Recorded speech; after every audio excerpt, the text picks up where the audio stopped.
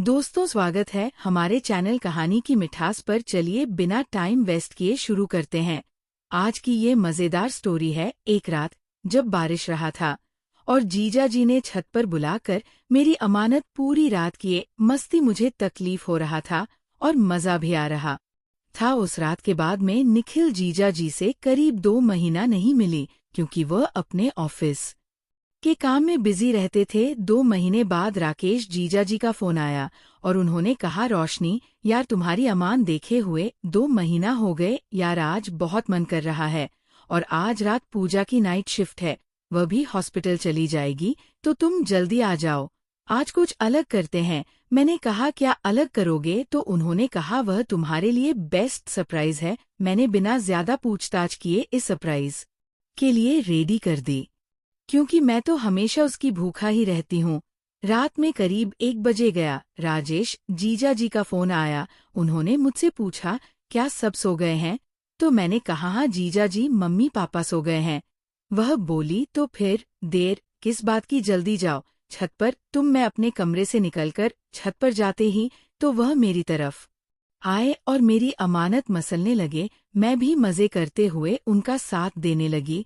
वह केला दिखाकर बोले, तुम्हारे लिए सरप्राइज ये है, और उनके बड़े केले को मुंह में डाला। आज 2 महीने बाद जीजा जी का मेरे मुंह में आया था, तो खाने में बहुत मस्त लग रही थी। कुछ देर बाद मैं जीजू का खाती रही, फिर उन्होंने मेरी अमानत के साथ धीरे धीरे मस्ती करना शुरू किया और नीचे आकर मेरी अमानत में अपना मुंह लगा दिए। इधर मेरी सिसकारियां निकलनी शुरू हो गई थी। ऐसे ही सिसकारियां लेते हुए मैंने राजेश जीजा जी से पूछा, जीजा जी आपका सरप्राइज बहुत बड़ा है, लेकिन क्या सरप्राइज है? फिर जीजा बोले, एक सरप्राइज तो मेरे घर में है, लेकिन उसके लिए तुम्हें मेरे घर आना होगा। मैं बोली, ऐसा क्या सरप्राइज है जो आप घर पर ही रख कर आया हो? यही लेकर आना चाहिए।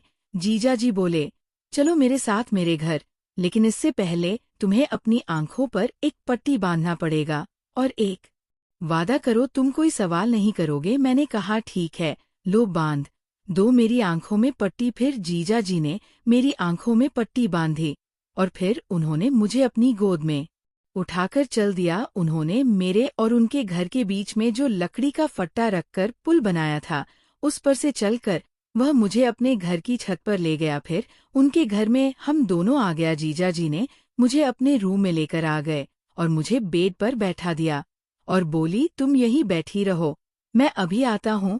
कुछ देर बाद में बोली, जीजा जी अब मैं अपनी आंखों की पट्टी खोल सकता हूँ क्या? जीजा जी का आवाज आई, नहीं मेरी जान, इतनी जल्दी क्या है? मैं आंखों पर पट्टी बंदी बैठी रही। कुछ ही देर बाद जीजा जी बोले, लो पकड़ो मेरे सरप्राइज को। मैं बोली, कहाँ है सरप्राइज? पट्टी तो खोल दीजिए, तभी मुझे दिखाई देगा। उन्होंने अपना केला मेरे हाथ में दिए और बोले, ये लो। जीजा जी की आवाज कुछ दूर से आ रहा था। मैं बोला, जीजा जी आपकी आवाज दूर से क्यों आ रहा है? और आपका ये केला भी पकड़ने में कुछ अजीब लग रही है, पहले से बड़ा और मोटा लग रही है। जीजा जी ने बोला, तुम ले लो इसे। तो मैंने केले को मुंह में ले लिया और खाने लगी। ये केला मुझे पहले से ज्यादा लंबा और मोटा लग रही थी, पर मैं मजे से खाई जा रहा था। फिर जीजा जी ने कहा, अब तुम अपनी आंखों से पट्टी खोल सकते हो। मैंने पट्टी हटाई तो कमरे में पूरा अंधेरा था। मैंने कहा, जीजा जी कमरे में इतना अंधेरा क्यों है? वो बोले कि अभी लाइट जल जाएगी, तुम अभी मजे लो। फिर इतने में कमरे की लाइट जली और जीजू मेरे सामने खड़े थे। तो ये कौन था जो मेरे पीछे था? मैं तो डर गया था और पीछे पलटकर देखा तो एक अच्छा हट्टा कट्टा आदमी था। मैं चिल्लाई और बेड से उतरकर भागने की कोशिश की, पर उस आदमी ने मुझे पकड़ लिया और बोला, कहाँ चली मेरी जानेमन? फिर उसने मुझे बेड पर गिरा दिया और मुझे इस तरह दबाया जिससे मैं हिल भी नहीं सकता। अब वो मेरी अमानत के साथ जोर जोर से मस्ती करने लगी। मैं लगातार विरोध कर रहा था, किसी तरह छूटने की कोशिश कर रहा था, पर कुछ ना कर पाई। तभी जीजा जी बोले, छोड़ दो रवि उसे। तो उस आदमी ने मुझे छोड़ दिया। मैं उठी और भागकर जीजा जी के पास पहुंची और गुस्से में पूछने लगी, ये क्या है? जीजा जी कौन है ये आदमी और यहाँ क्या कर रही है? जीजा जी ने मुस्कुराते हुए कहा, यही तो है सरप्राइज। तभी वो आदमी उठकर मेरी तरफ आया। जीजा बोले, रोशनी देखो रवि के केले को।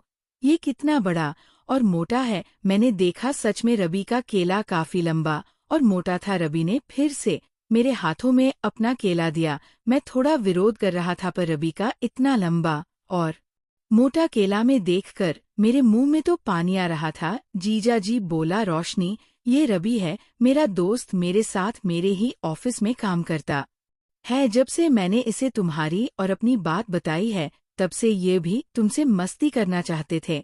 मैं इसे आज तुम्हारी अमानत दिलवाने के लिए ले आ गया। मैं सोच रहा था, रवि का केला देखकर तो मेरा मन कर रहा था कि अभी इसको अपनी अमानत में ले लूं, पर मैं जीजा जी से गुस्सा होने का नाटक करने लगा।